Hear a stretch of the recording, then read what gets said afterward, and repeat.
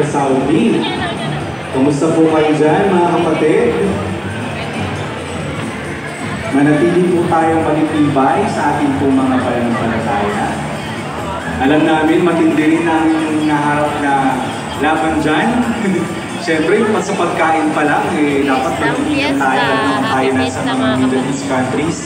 Ito ang tunay na piyesta. Sa Kingdom of Saudi Arabia. Pero salamat sa Diyos na naipaayos po ng ating mga aangaran, yung kanilang mga lugar doon. Sila po ay hindi naman maagrabyado kapag nagkakatipon dyan po sa may bahagi po ng Jeddah PSA.